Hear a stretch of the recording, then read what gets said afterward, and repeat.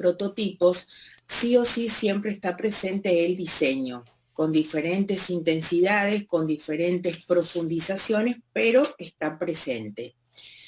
El diseño es una de las etapas que lleva más tiempo, dado que es la etapa creativa o es la etapa en donde cada uno de ustedes se imagina a partir de los requerimientos funcionales cómo podría llegar a funcionar, cómo podría llegar a desarrollarse el sistema de información para solucionar el problema.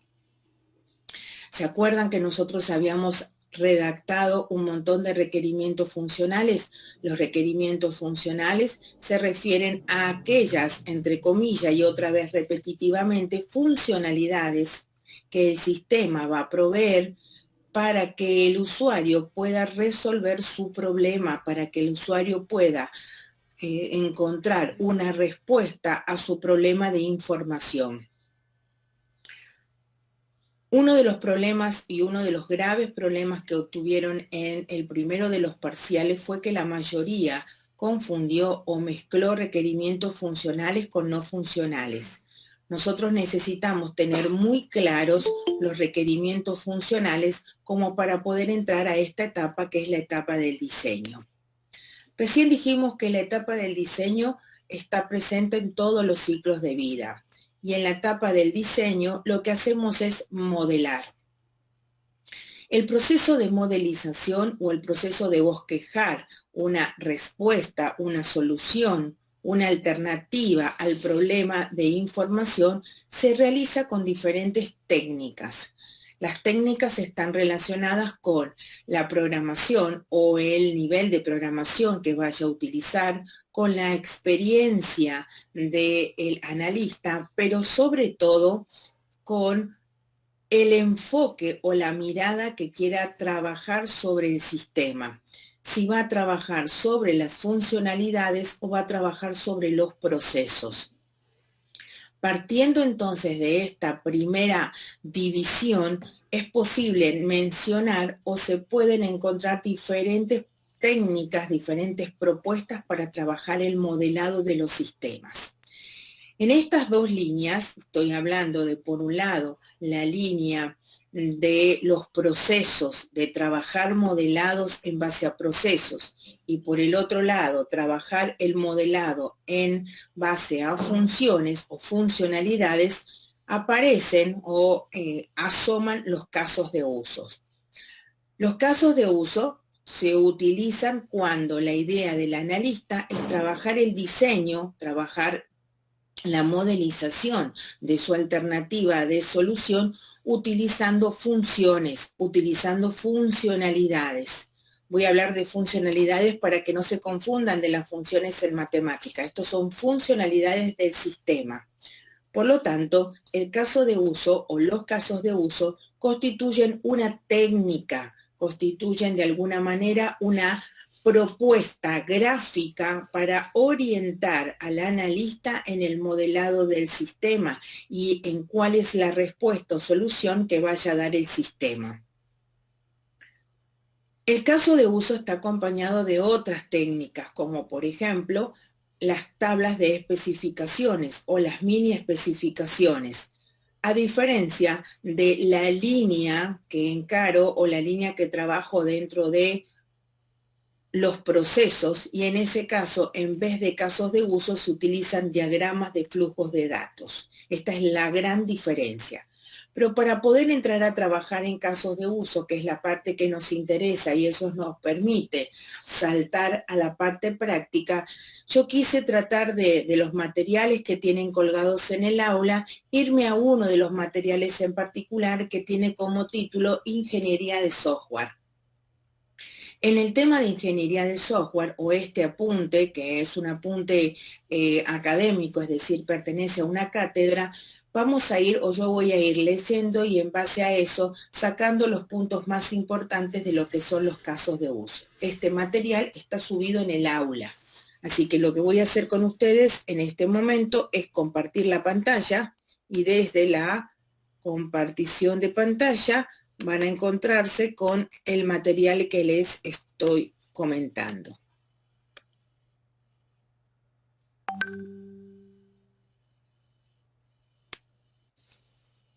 Este es el material que les comento, se llama Ingeniería de Software 1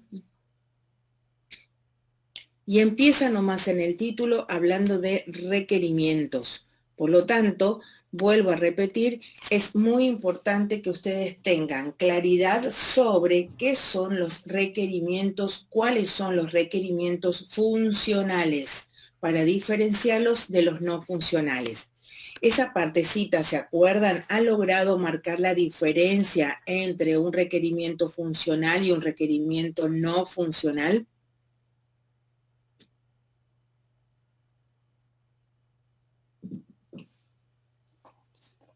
Más o menos. Muy bien.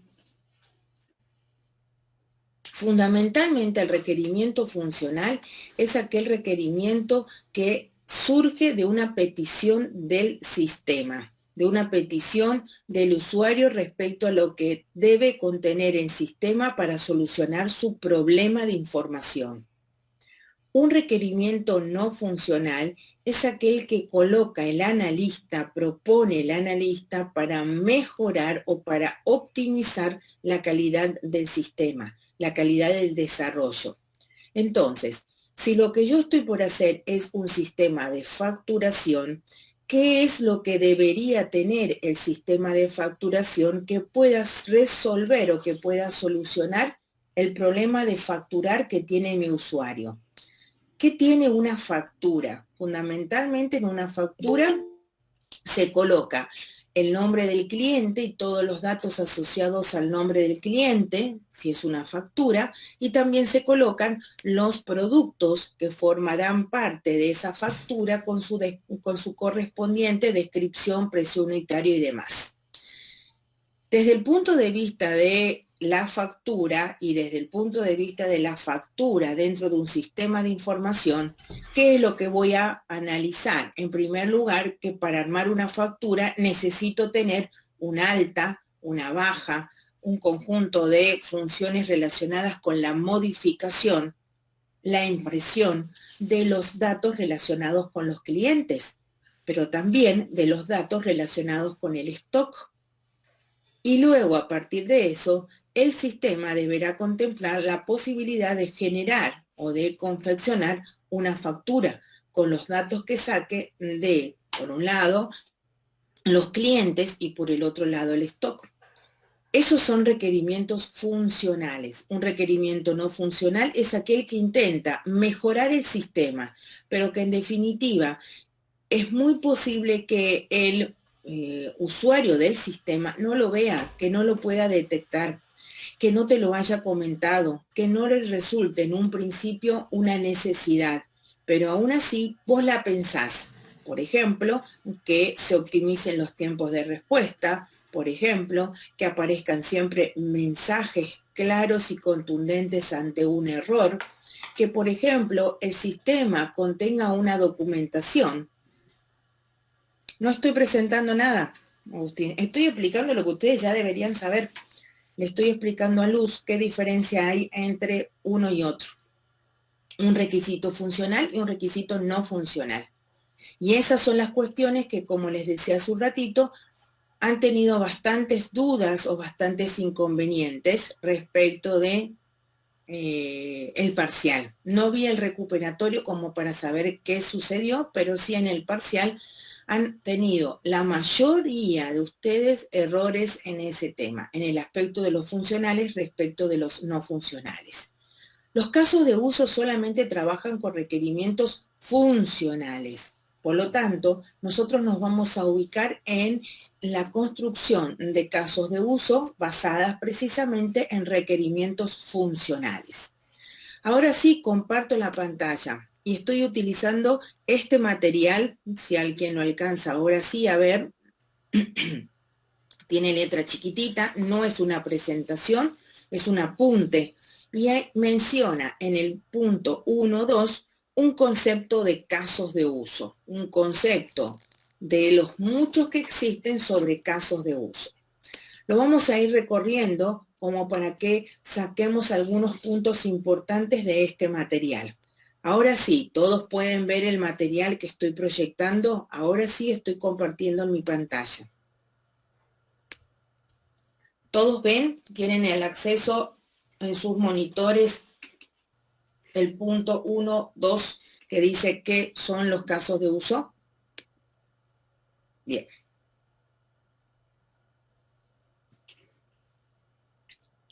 Vamos. Los casos de uso, dice al principio, son una técnica para especificar el comportamiento del sistema. Entonces, fíjense, rescato a esto. Esta técnica, que es una técnica gráfica, muestra cómo se comporta el sistema, no el usuario, el sistema. Por lo tanto, yo tengo que pensar fundamentalmente en el sistema. ¿Qué es un caso de uso? Dice, un caso de uso es una secuencia de interacciones entre un sistema y alguien o algo que usa alguno de sus servicios. Entonces, un caso de uso se compone fundamentalmente, un caso de uso es una técnica gráfica que se compone fundamentalmente de interacciones o relaciones. Esas relaciones se dan entre dos elementos, el sistema y el usuario. El sistema es el sistema informático. El usuario, alguien o algo al que yo llamé usuario, está especificado de esta manera porque puede llegar a ser una persona o un grupo de personas el que está utilizando el sistema, está interaccionando con el sistema, pero también puede ser otro producto, puede ser otro sistema, puede ser un módulo, puede ser una barrera o un objeto. Puede ser en el medio alguna situación no visible. Por lo tanto, se habla de que el usuario del sistema no siempre es una persona física. En muchos casos es una persona jurídica. En muchos casos es un objeto. En muchos casos es otro programa. Entonces, el caso de uso va a mostrar una relación entre el sistema y alguien o algo. En esa relación o esa vinculación entre el sistema y alguien o algo, está vinculada a un servicio o a una funcionalidad que el sistema brinda a ese alguien o algo.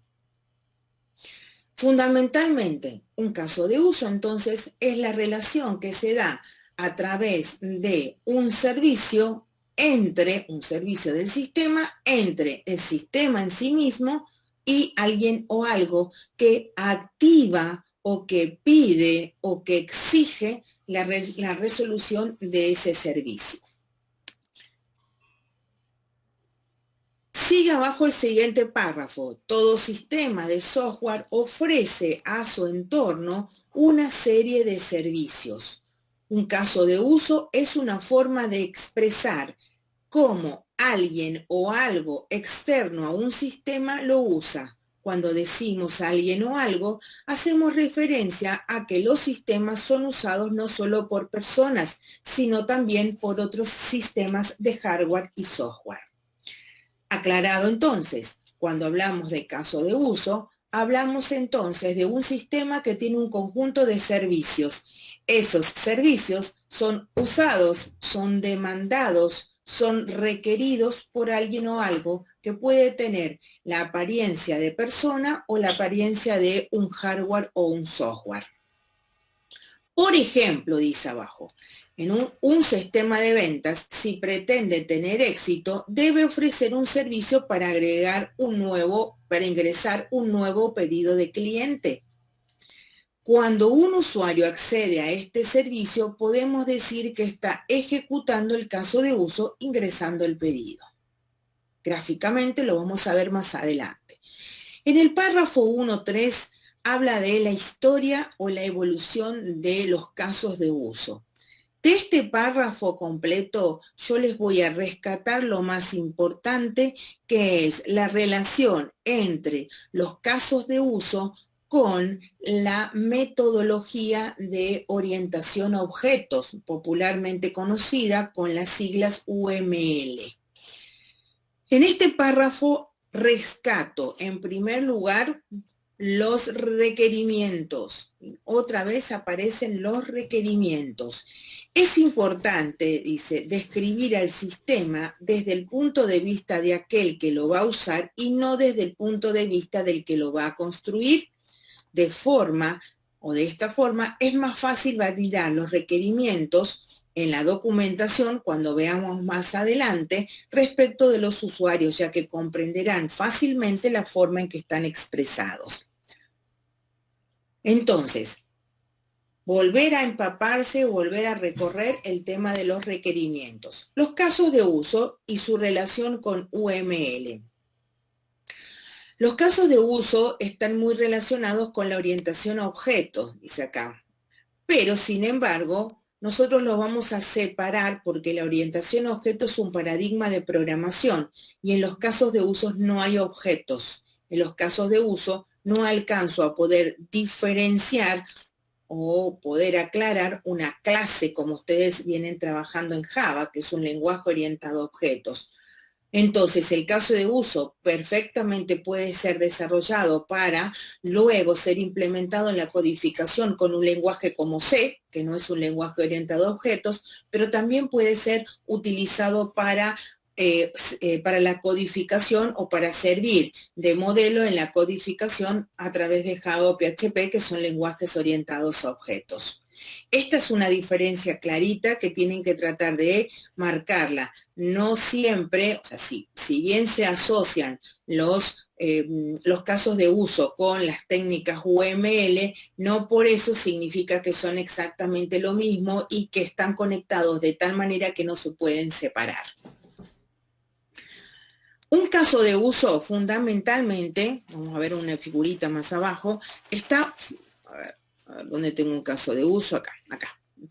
Un caso de uso está formado por diferentes elementos.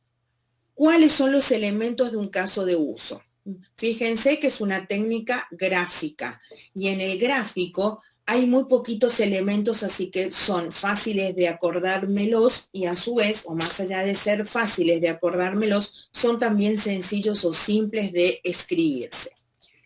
Los elementos de un caso de uso son, en primer lugar, esta figura, así como está. Este dibujito del hombrecito, así como está. No tiene pelo, no tiene oreja, no tiene boca, no tiene zapatos. Tal como está es una rigidez que se pide que en la construcción de los casos de uso permanezca como está. A este dibujito se lo denomina actor. ¿Y qué es el actor? El actor es el elemento, ese algo o alguien que interactúa con el sistema, que va a pedir o va a demandar algunas funcionalidades al sistema. El actor está afuera del sistema, es externo al sistema. Piensen de que el sistema está en la computadora funcionando, por lo tanto, el hombre lo que hace es activar. El actor lo que hace es generar un evento sobre el sistema para que el sistema reaccione. Este elemento llamado actor casi siempre tiene o lleva abajo un nombre.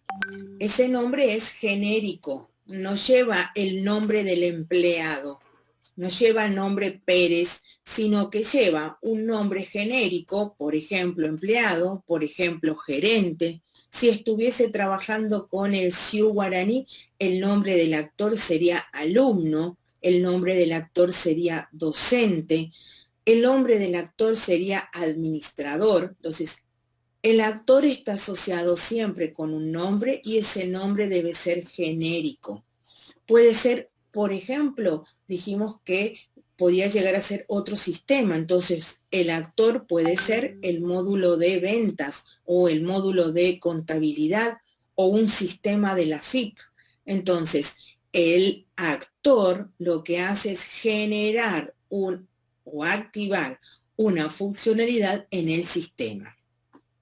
Segundo elemento y a simple vista, el rectángulo que ustedes ven en este gráfico.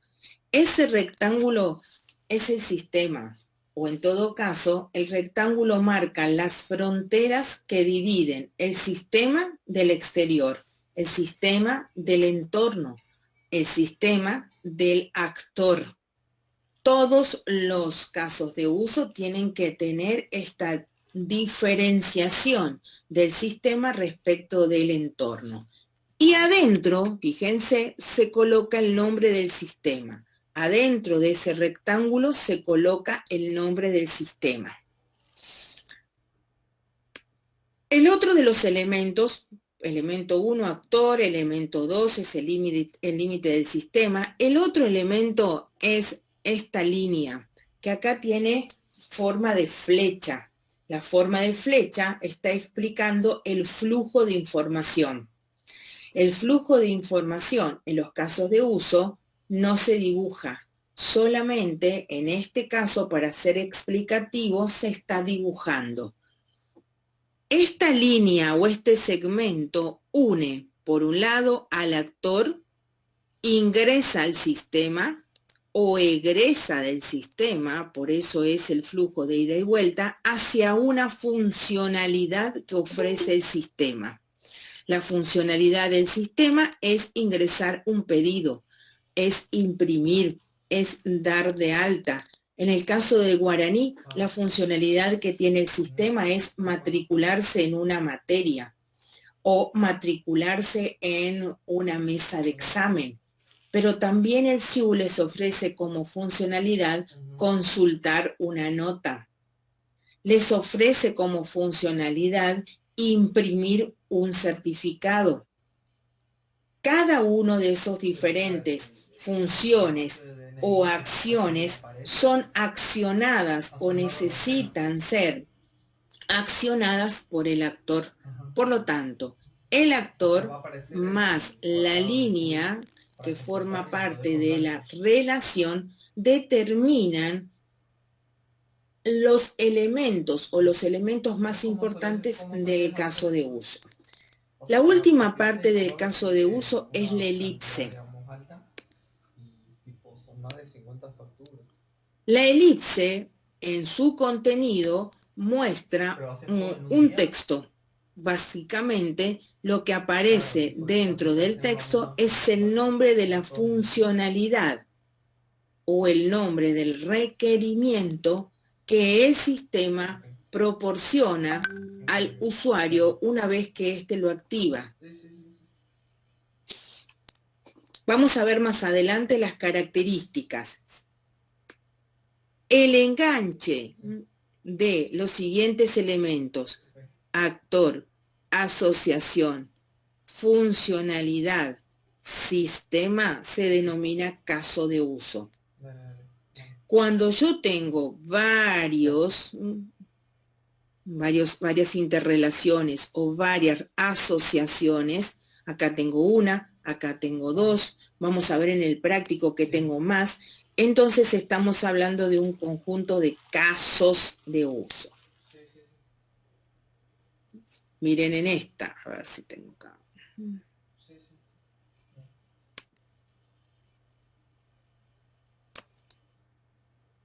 Miren en este gráfico, ¿alcanzan a ver el gráfico todos? Un gráfico que tiene color azul, a ver si me alcanzan a mirar.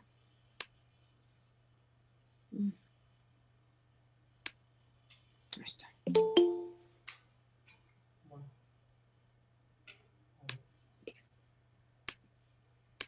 Este gráfico que ven acá, o el gráfico que les estoy mostrando, es el gráfico de un sistema para poder administrar, es un sistema que trabaja con la administración de fincas, dice de campos, fincas, y básicamente es una inmobiliaria.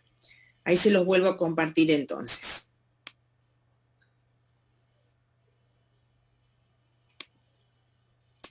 Para que puedan ver en su totalidad algo más completo. ¿Ahora lo ven todos?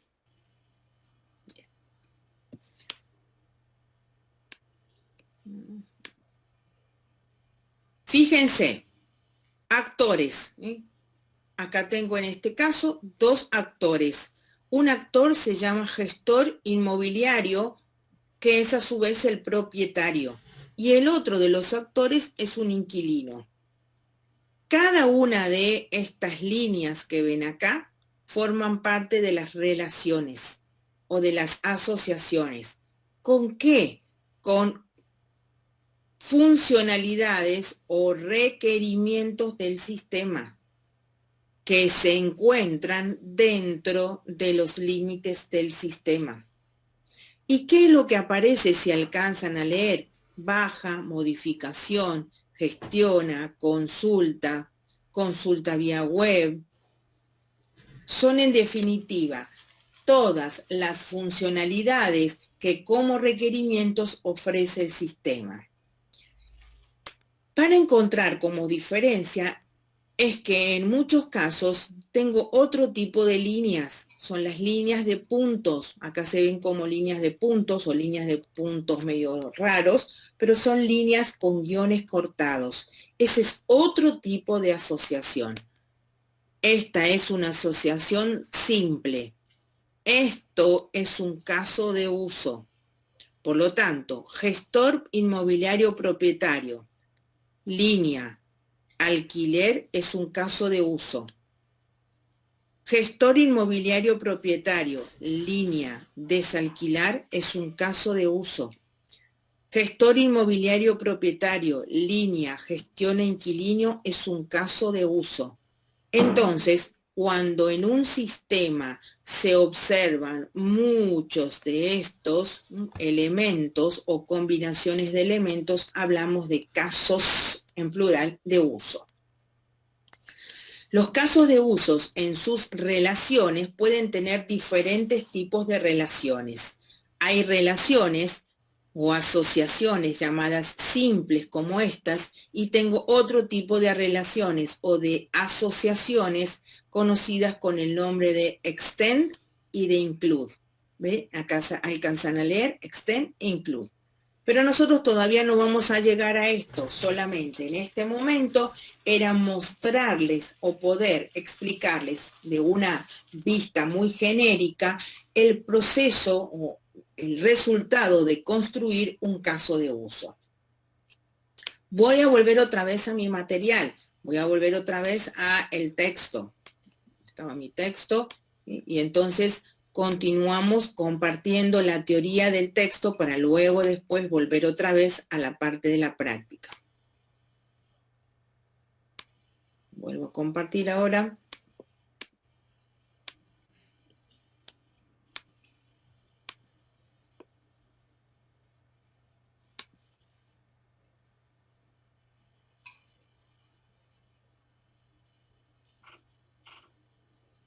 Bien. ¿Me están viendo todos otra vez? ¿Sí? ¿Cuáles son los elementos? Acá dice definiciones básicas.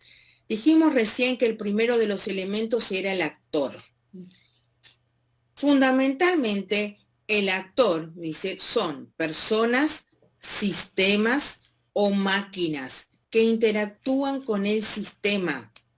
Por ende, yo siempre les suelo decir de que el actor es aquel que presiona la tecla Enter o hace el clic del mouse para que se active el sistema, para que el sistema responda y en ese sentido se produzca una acción que relaciona la petición o el requerimiento del usuario con el sistema. Los actores son externos al sistema, no se encuentran dentro del sistema. Por lo tanto, lo más importante cuando se comienza a construir casos de usos es identificar quiénes van a usar el sistema y cuál es la diferencia entre esos usos que van a ser del sistema.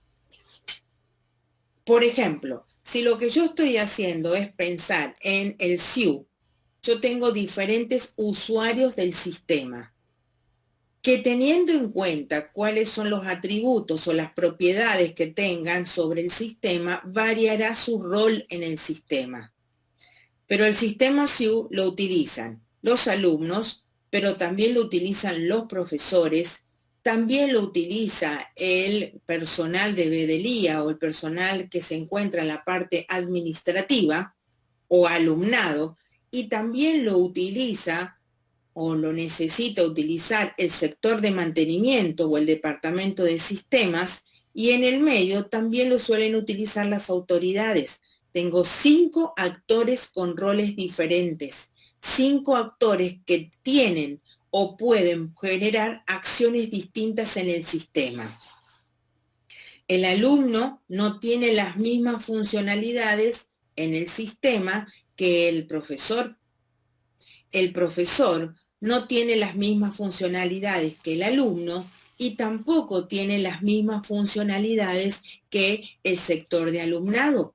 Entonces, teniendo en cuenta la propuesta del sistema, lo primero que tengo que hacer es identificar cuáles pueden llegar a ser los actores que van a generar acciones sobre el sistema. El actor, dice, es una clase de rol, acá abajo, fundamental. Cuando yo defino un actor, estoy definiendo o estableciendo no el actor con nombre y apellido, sino el rol que va a tener sobre el sistema, sobre el accionar o la funcionalidad del sistema. En todo este sector, en esta definición 2.1, empieza a mencionar algunas características con respecto del actor. Entonces, esta partecita la van a recuperar o la van a tener en cuenta en el momento en que estudien la teoría, porque por ahí les preguntamos y en el momento en que acceden a la teoría, hablamos de qué nombre recibe esta figurita que colocamos en el actor, qué es un actor, si un actor puede ser un sistema, cuál podría ser un sistema en este caso. Seguimos hablando y siguen produciéndose caracterizaciones respecto del actor o respecto de las características que tiene el actor.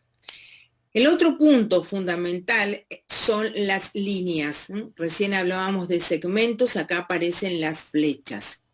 Y según el enunciado dice que las flechas existían en la propuesta original de UML, pero en la actualidad la idea es no mostrar el flujo de la información, porque en definitiva esta línea con punta de flecha lo que está determinando, señalando, es el flujo de información que va desde el actor a el sistema y viceversa, desde el sistema al actor.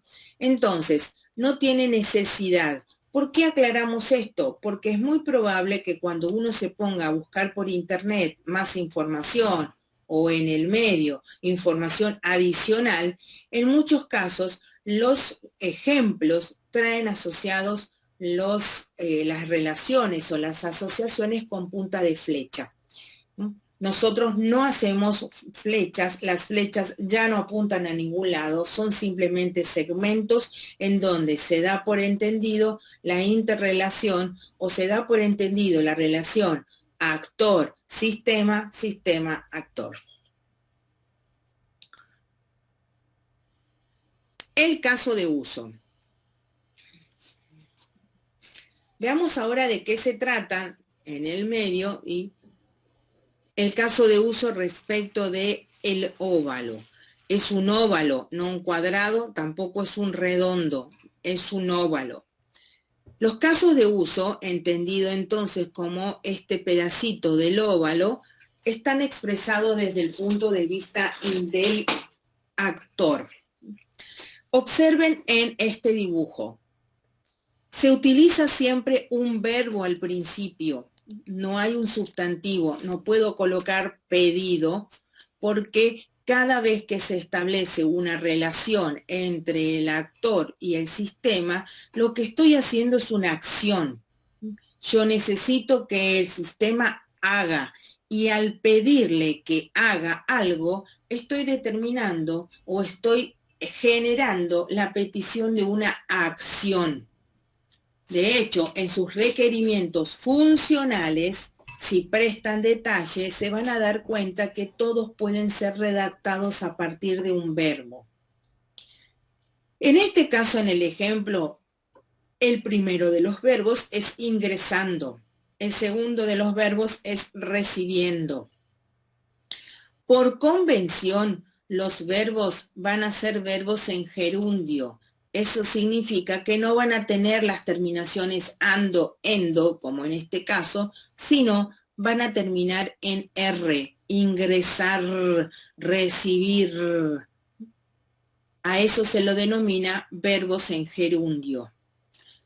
En segundo lugar, dice, los casos de usos y el contenido se expresan en un texto informal. No necesitan ser largos, no son extensos, no tienen alto grado de detalle, sino una manera muy simple, es un bosquejo el caso de uso, para indicar que se trata de una relación que tiene el actor con el sistema. Los casos de usos son iniciados por un único actor. El actor inicia el caso de uso, produce el caso de uso y están relacionados, como decíamos desde un principio, con una funcionalidad o requerimiento funcional del sistema. Tal vez por ahí la construcción o los elementos son muy sencillos y uno a simple vista cree o considera que esto es simple y sencillo de realizar. Lo es, siempre y cuando tenga en claro qué significan los diferentes elementos dentro del sistema. Me voy a ir otra vez a el trabajo para que puedan ver cómo está planteado el trabajo práctico y entonces puedan comenzar con el primero de los ejercicios del trabajo práctico. El trabajo práctico.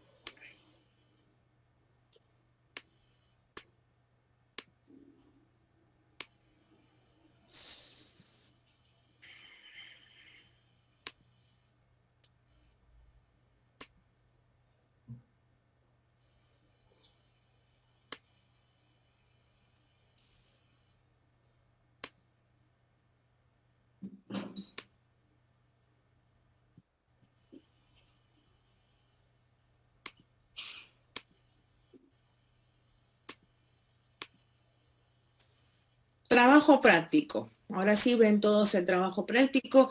El trabajo práctico fundamentalmente tiene como objetivo resolver diagramas de casos de uso.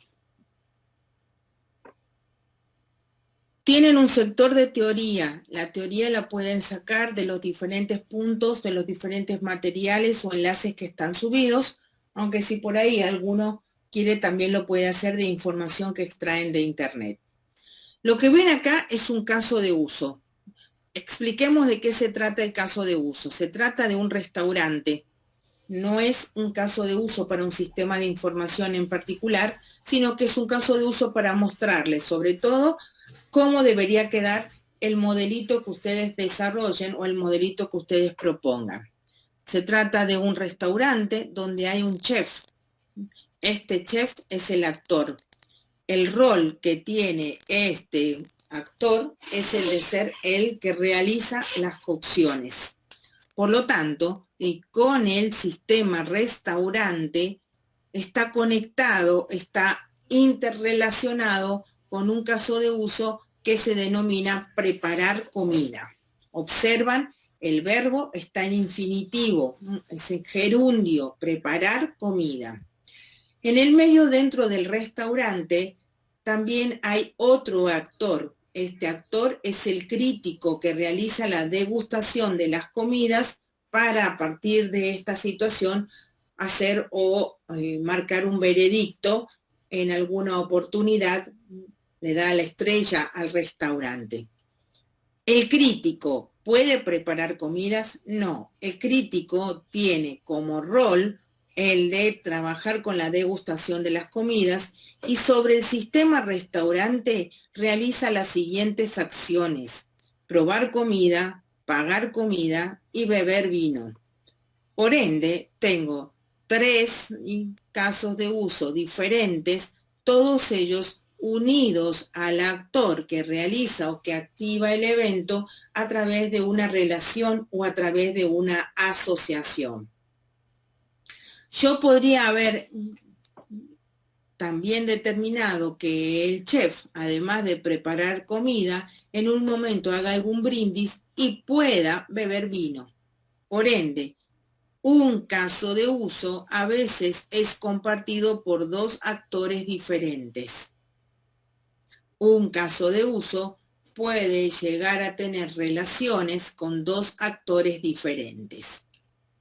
¿Cómo se plantea el caso o cómo se plantea la situación para trabajarla? La verdad que quedó acá en este sector, en el convertirlo a pasarlo en PDF, se subió el texto. El ejercicio 1 habla de la gestión de proyectos en una oficina. Entonces, comenta que hay una persona que controla los proyectos, es el administrador de proyectos. De entrada me está diciendo que hay un actor, ese actor va a tener el rol de administrar los proyectos.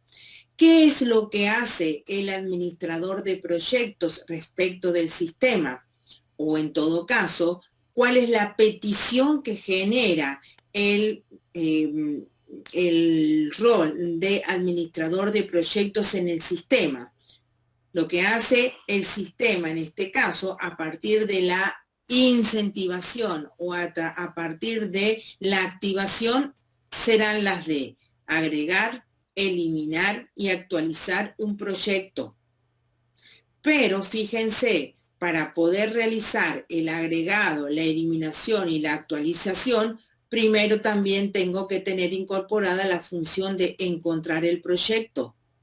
Caso de uso 1, agregar. Caso de uso 2, eliminar. Caso de uso 3, actualizar. Caso de uso 4, encontrar el proyecto o en todo caso buscar el proyecto.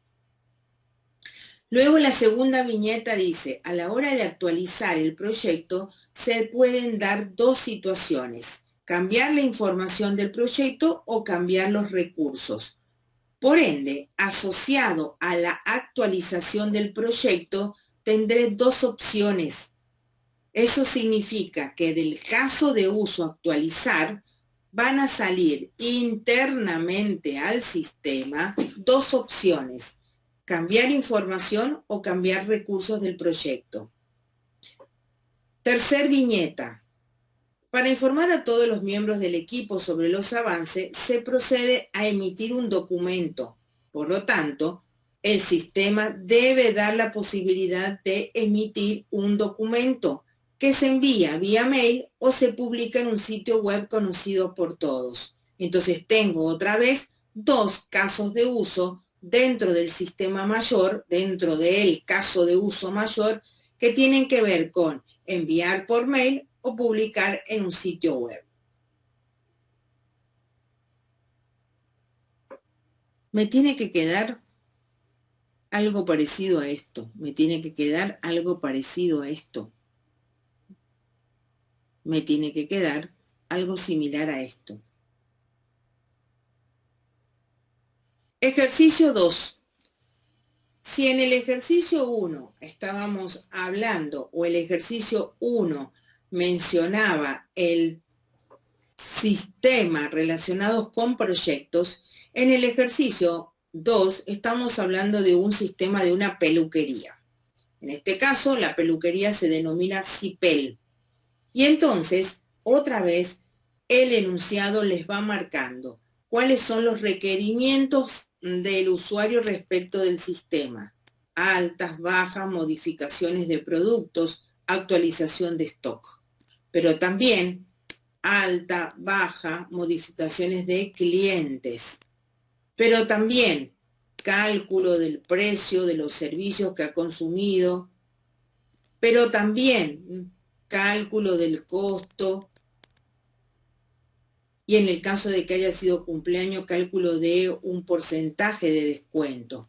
Pero también la comprobación si el producto está en el límite de reposición. Pero también el listado de el listado, perdón, de los productos que se encuentran bajo el punto de reposición. Entonces, el primero de los puntos es identificar en el enunciado el actor o los actores. Y luego identificar los diferentes requerimientos funcionales que van a ser parte de cada uno de los distintos casos de uso. Luego, escribir dentro de los óvalos que corresponden a el elemento del caso de uso y realizar las asociaciones con el actor.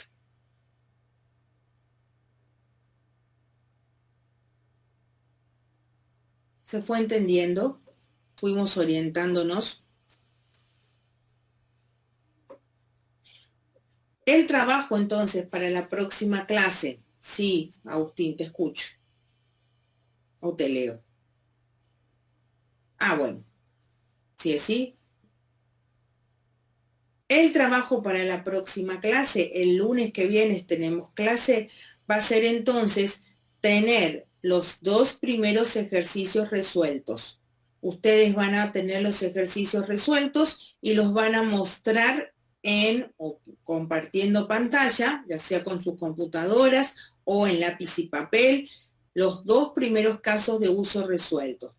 Pueden trabajar en grupo, así que grupalmente, aunque grupalmente virtualizados, aunque estemos cada uno en nuestros hogares, vamos a ir mostrando.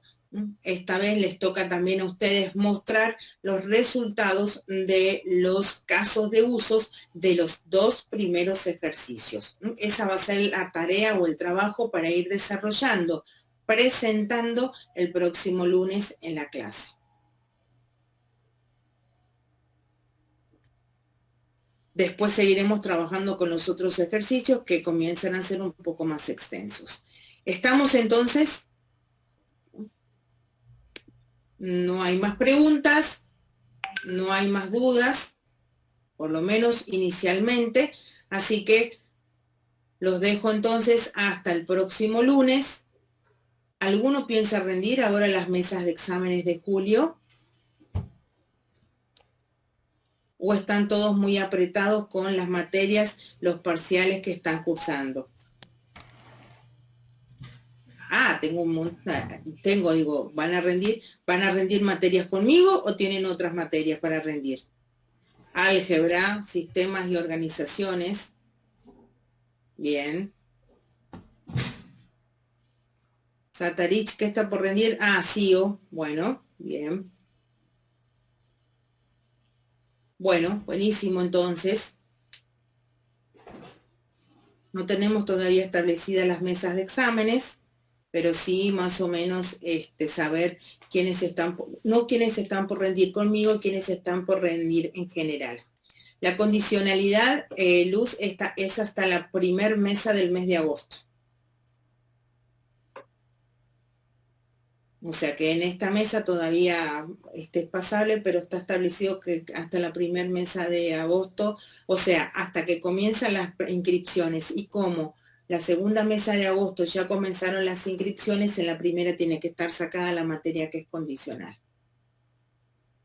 Recuerden además que muchas de las materias que anteriormente no habían propuesto, no habían tomado exámenes, ahora es muy probable que ya estén tomando exámenes o que vayan a tomar exámenes. Por ejemplo, física, como por ejemplo química, que son materias que no iban a tomar exámenes, como por ejemplo las de matemática.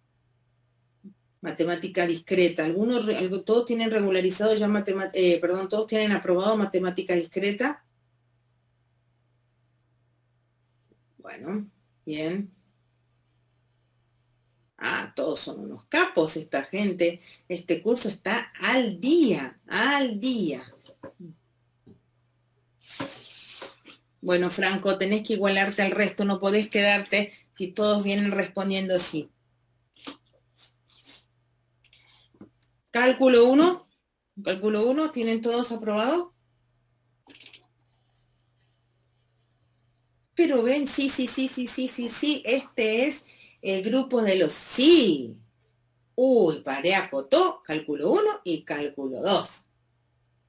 Bien, me alegro entonces. Así que ahora se viene álgebra. Álgebra es la complicada. ¿Y física 1? ¿Tienen regularizado o no? ¿O tienen aprobado?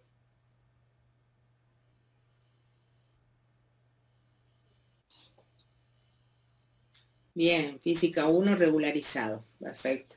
Pero física 1 la van a necesitar para el segundo, no, el segundo cuatrimestre recién tienen física 2. Bueno, estamos entonces. Los dejo y cualquier consulta, cualquier duda, por correo les respondo. Gracias por estar conectados. La clase no se grabó porque me la olvidé, así que los que no han estado presentes, alguna información se las van a pedir a ustedes y en una de esas son valientes y se animan solos a hacer los casos de uso. Nos contactamos entonces el próximo.